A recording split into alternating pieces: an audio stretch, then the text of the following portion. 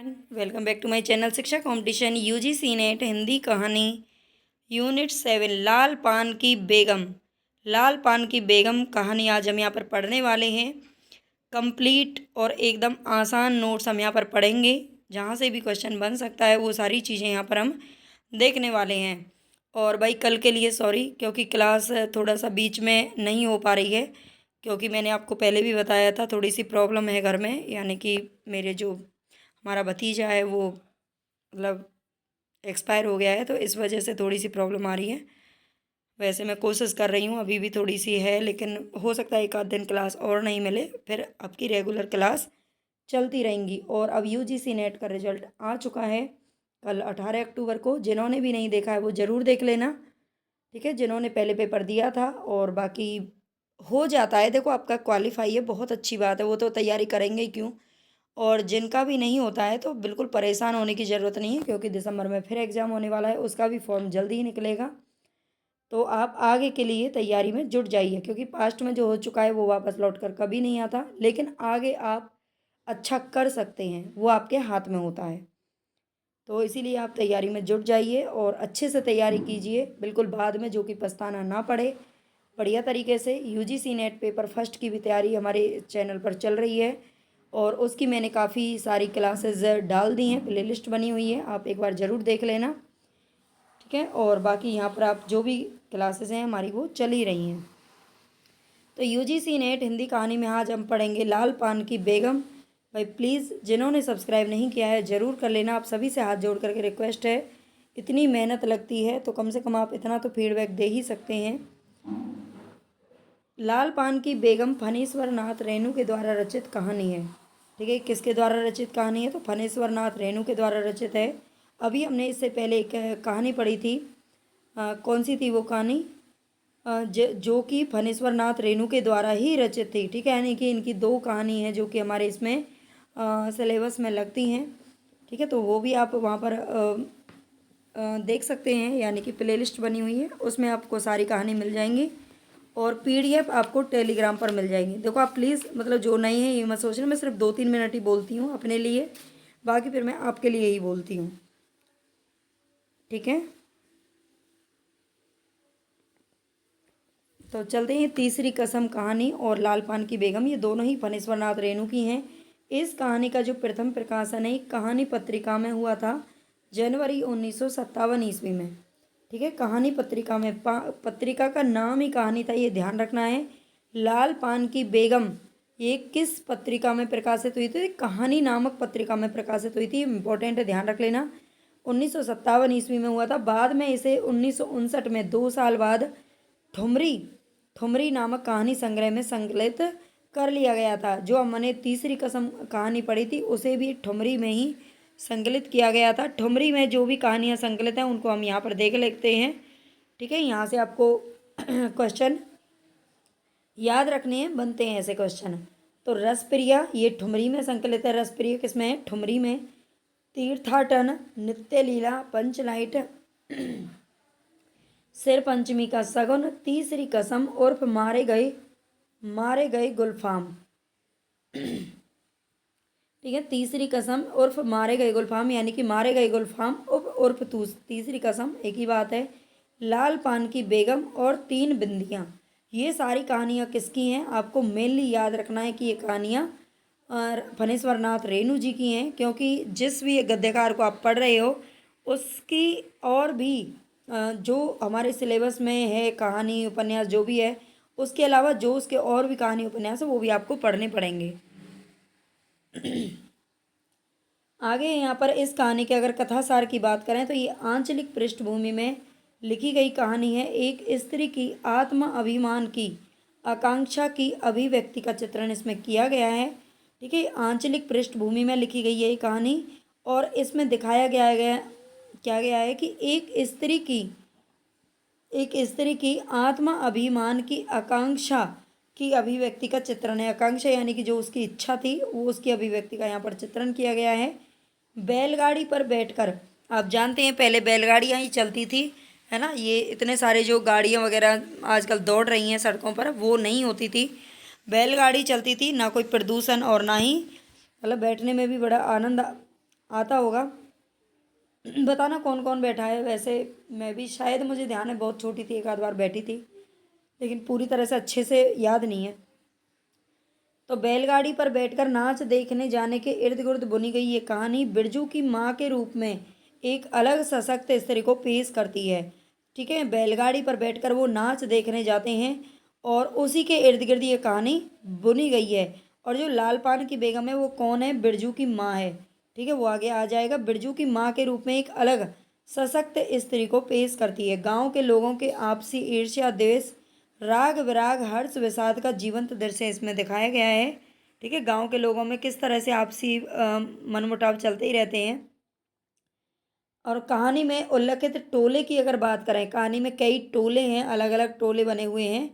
तो ये टोले कौन कौन से हैं? कुरमा टोली, बबुआन टोली, कोयरी टोली और मलदहिया टोली। ठीक है, ये चारों टोली के आपको नाम याद रखने हैं। कुरमा टोली, बबुआन टोली, कोयरी टोली और मलदहिया टोली। ठीक है, ये याद रख लेना। कहानी में जो उल्लेखित स्थान आए हैं, कहानी में कौन कौन से स्थान आए हैं? तो सिमराहा का सरकारी कूप, ठीक है, सिमराहा का सरकारी कूप, गुलाब बाग मेला, मोहनपुर होटल बंगला। सिमराहा का सरकारी कूप, गुलाब बाग मेला, मोहनपुर होटल बंगला, ये स्थान है। इनके नाम याद रखने हैं आपको। स्थानों से भी क्वेश्चन बहुत पूछे जाते हैं। अगर इसके पात्रों की बात करें तो मुख्य पात्र में कौन कौन आते हैं? एक तो बिरजू की माँ है, जो कि लाल पान के बेगम के नाम से जानते हैं। ठीक है, जिसे जो पूरा गांव है वो लाल पान की बेगम के नाम से जानता है। बलरामपुर का नाच देखने जाने को इच्छुक है। वो बलरामपुर कहीं आसपास में जो गांव था, वहाँ पर नाच वगैरह चलता था, जैसे नट तमाशे करते हैं, ये करते हैं, तो उसे देखने जाने के लिए बहुत ही उसकी इच्छा है। महावीर जी की रोट की मनौती बाकी है। ठीक है, महावीर जी की रोट की मनौती उसने जो ले रखी थी वो अभी बाकी है। स्वाभिमानी महिला है। जंगी की पतोहू, राधे की बेटी सुनरी लरेना की बीवी को अपनी गाड़ी में बिठाती है नाच देखने जाने के लिए। जब वो नाच देखने जाती है तो इन सबको भी साथ लेकर के जाती है। इनका नाम ध्यान रख लेना। बिरजू के बप्पा क्या करते हैं? सर्वे सेटलमेंट में 5 बीघा जमीन इन्होंने हासिल की थी। ठीक है, जो बिरजू के पप्पा हैं वो सर्वे सेटलमेंट में 5 बीघा जमीन इन्होंने हासिल की। बिरजू की माँ को बैलगाड़ी पर नाच दिखाने ले जाने का वादा करते हैं। ठीक है, जो बिरजू के पप्पा हैं वो अपनी पत्नी से वादा करते हैं कि वो उसे नाच दिखाने लेकर जाएंगे। मलदैया टोली के मियाँ जान से गाड़ी मांग कर ले आता है।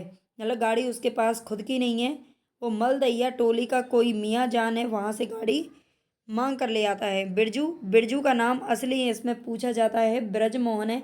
और यही वाला ब्रजमोहन, यही इसी प्रकार की स्पेलिंग, मतलब शब्द को याद रखना है। ब्रजमोहन अगर हम लिखते हैं तो वैसे इस तरीके से लिखा जाता है। ये अभी क्वेश्चन पूछा जा चुका था। ब्रजमोहन अगर ये लिखा जाए और आपको उसमें पूछा जा सकता है कि लाल पान की बेगम कहानी में जो मुख्य पात्र बिरजू, बिरजू का असली नाम क्या है? क्या ये वाला ब्रजमोहन है, ये वाला ब्रजमोहन है? ठीक है, तो इस प्रकार से उसमें पूछा जा सकता है, पूछा जा चुका है पहले भी, तो इसको अच्छे से याद रख लेना। ये वाला ब्रजमोहन है। ठीक है, ब्रज इस तरीके से लिखा जाएगा, ना कि इस तरीके से, ये गलत हो जाएगा। इमली पर रहने वाले जिन्न बाबा को बैंगन कबूला हुआ दिया और नाच देखने की मनौती करता है। वो नाच देखने जाने के मनौती करता है। वो भी सोचता है कि मतलब मुझे भगवान मेरी ये इच्छा पूरी कर देना, मैं आपके लिए ये चढ़ाऊँगा, प्रसाद चढ़ाऊँगा, 1.25 रुपये का प्रसाद चढ़ाऊँगा, है ना, 11 रुपये का प्रसाद चढ़ाऊँगा। तो ऐसी मनौती आप जानते हैं बहुत लोग मांगते हैं। तो बिरजू भी क्या मांगता है?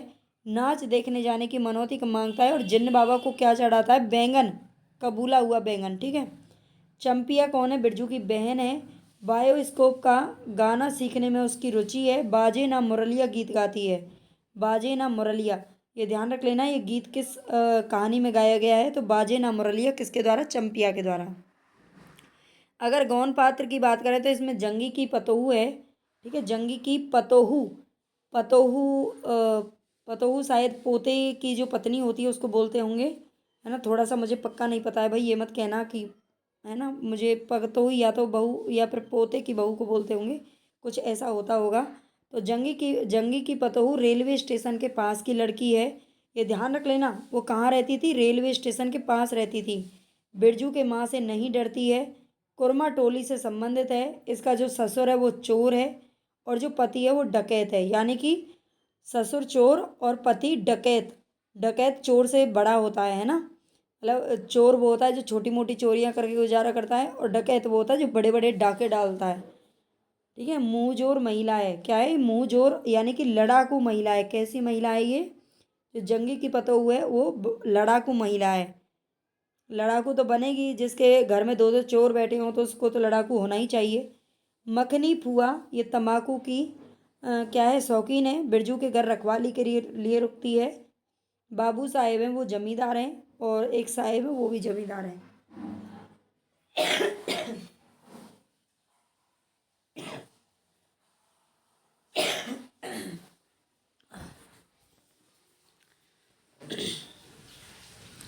इस टाइम थोड़ी सी तबीयत ख़राब चल रही है ना, थोड़ा सा हो ही जाता है घर में पेंट वगैरह की वजह से। और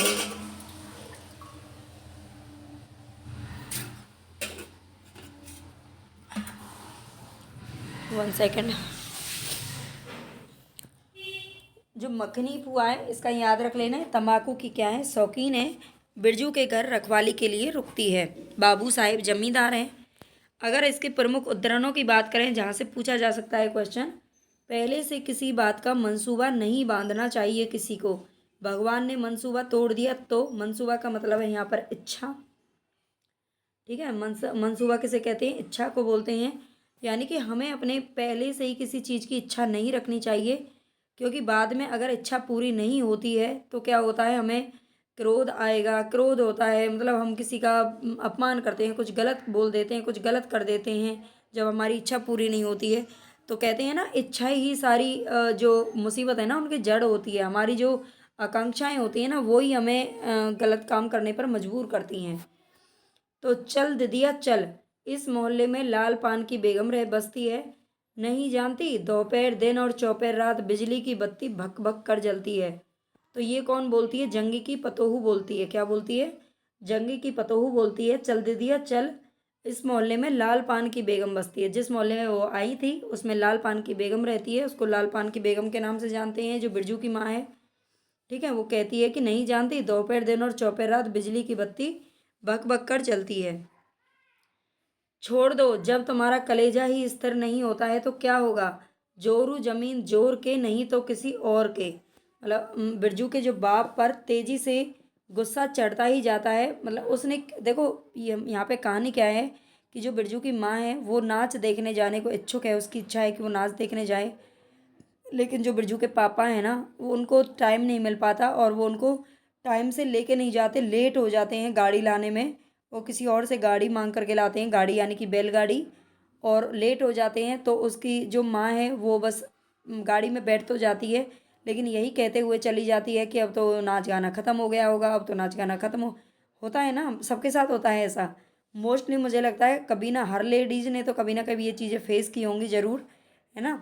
तो हमें कई बार उम्मीद ये बना दी जाती है कि हाँ भाई हम यहाँ पर जाने वाले हैं, वहाँ जाएंगे, और फिर बाद में जब टाइम से नहीं निकलते तो बस वही फिर होता है ना। तो वो ऐसे ही वहाँ पर बड़बड़ाती हुई चलती हैं रास्ते में कि अब तो नाच गाना ख़त्म हो गया होगा, इतनी देर हो गई, ये है वो है, कभी कोई इच्छा पूरी नहीं करते हो, कभी मेरी बात नहीं मानते हो। तो ऐसे करके मतलब जो भी है उनके बीच में कहासुनी चल रही थी। तो बिरजू के बप्पा को भी गुस्सा आ जाता है और वो कहता है छोड़ दो, मतलब मत जाओ, जब तुम्हारा कलेजा ही स्थिर नहीं होता है तो क्या होगा। मतलब जब तुम जाना ही नहीं चाहती हो, तुम्हारे मन में इस तरह की बातें चल रही हैं, तो रहने दो, मत जाओ। जोरू जमीन जोर के, नहीं तो किसी और के। ठीक है। तो ऐसा कुछ नहीं है, जोर के नहीं होते। अगर उन्हें आप प्यार से मतलब सारी चीज़ें समझाएंगे, प्यार से सारी बातें करेंगे, तो बिल्कुल जोर के नहीं है। और बल्कि मुझे तो लगता है जोर के ही नहीं है, है ना। अगर सब प्रेम के हैं, बल्कि जोर के नहीं है, प्रेम के हैं। तो गुस्सा चढ़ता चला जाता है, बिरजू की माँ का भाग ही खराब है जो ऐसा गोबर गणेश घरवाला उसे मिला, है ना। बिरजू की माँ का क्या है?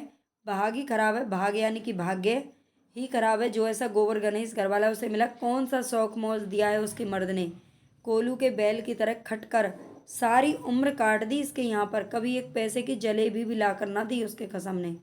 तो ये सब बातें कौन करती हैं? जो पड़ोस की महिलाएं, वो आपस में ये वाली बातें कर रही हैं। बिरजू की माँ उठकर ओसारे पर आई। ओसारे ओसारे उसको बोलते हैं जो आपने सुने होंगे, अब तो शायद कहीं भी नहीं है, लेकिन छप्पर होते थे पहले, फूस के जो छप्पर होते थे झोपड़ी वगैरह, तो उसको ओसारा बोलते थे। 1:30 रात को गाड़ी लाने की क्या ज़रूरत थी। ठीक है, बिरजू जब उसके मतलब पति गाड़ी लेकर के आते हैं तो वो उसे बुलाते हैं, आजा बिरजू की माँ गाड़ी आ गई।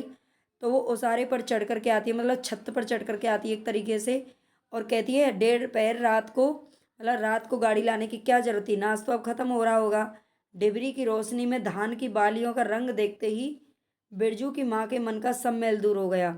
वो पहले तो मना मना मना मना मना कर रही थी, है ना, नाना कर रही थी, और फिर बाद में जब जाती है तो डिबरी की रोशनी में, डिबरी यानी कि जो थोड़ी बहुत कहीं रोशनी जल रही होगी, है ना, लैंप वगैरह कुछ बोलते होंगे, तो उसकी रोशनी में धान की बालियों का रंग, धान अपने खेत को देखते ही और धान की बालियों का रंग देखते ही बिरजू की माँ के मन का सम्मेल दूर हो गया।